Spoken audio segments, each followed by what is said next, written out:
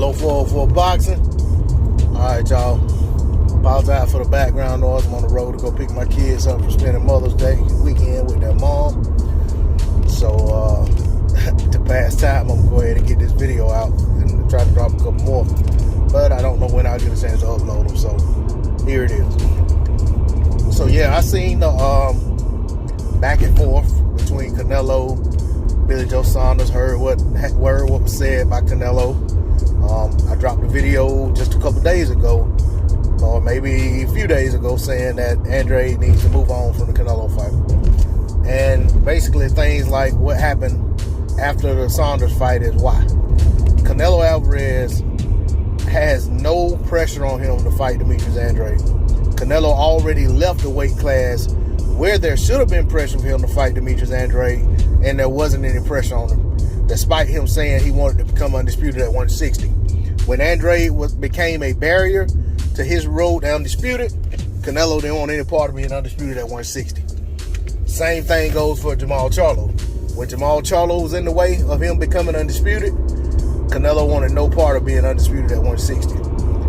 There are people who are going to dislike what I say. They're going to make excuses. They're going to say that I'm just a Canelo hater or whatever, and they can feel how they want to feel, but you can't dispute the facts. Nothing I just said was anything but facts.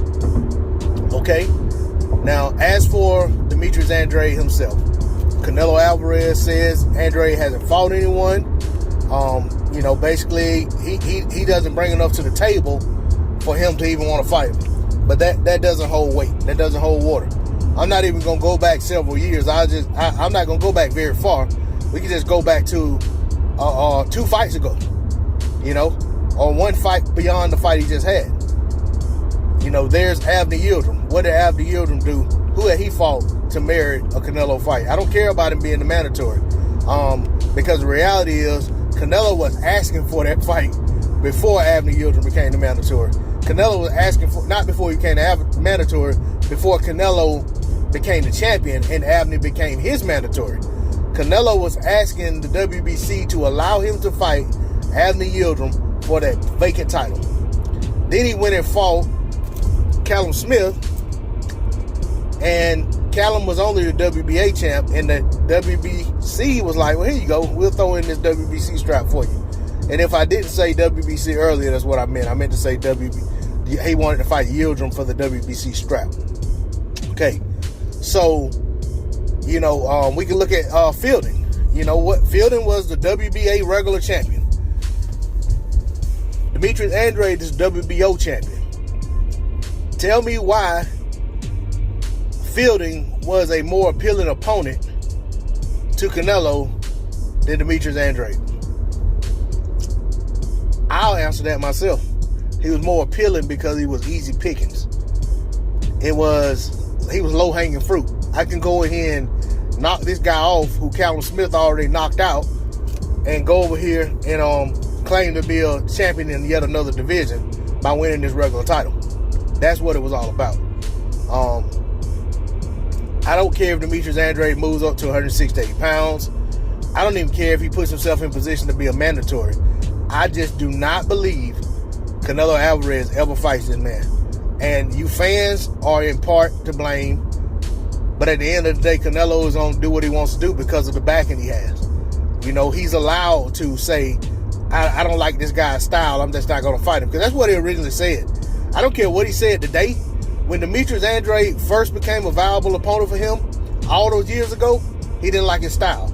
And then when you talk about when they both ended up on the zone, I don't like his style. He even said the same thing about Billy Joe Saunders at one point. And then Billy Joe Saunders stopped looking like that same fighter, and then Canelo thought it'd be a good idea to fight him. It's no coincidence that Canelo is up at 168 trying to become undisputed and not at 160. And it's not because he can't make the weight of 160. Him saying he can't make 160 sounds better than I don't want to go down to 160 and face these guys. They got to come to me. To me, if he can't make 160 at this point, it's only because he chose to stay up at 168 for so long. But at one point, when those fights were really hot and really desirable and the fights that he should have been taking, he had no issue making 160 because he was making 160. He just chose to go up and lead a weight class. And anyone who says that the path to undisputed at 168 is tougher than the path to undisputed at 160 is lying to themselves. I'm gonna close in saying this.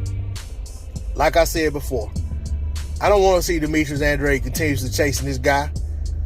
I don't want to see him or any of these other fighters singing Canelo's praises that he's overlooking and dismissive of. You know, the guy doesn't respect you as a fighter. Stop showing him so much respect. Go on with your career, do other things, hope to put yourself in a position where the fans and the powers that be will demand that that fight happens. But at the end of the day, when Canelo's done what he's done in his career, in terms of earning and in terms of smoking mirrors and in terms of beating some of the people he beat, regardless of when he beat them, how he beat them, or whatever the case may be, you can not trap a guy like that into a fight. You can't lock him in and make him fight. He could walk away from the sport satisfied and feeling accomplished and with a large bank account and not have to worry about coming back in the ring to fight you ever. So with that being the case, any of these guys that want to fight Canelo, if he doesn't want to fight them, suffice it to say that they're not going to get that fight. That's all I got to say on the subject. D-Lo 404 Boxing. Like, share, comment, subscribe. I'm out. Peace.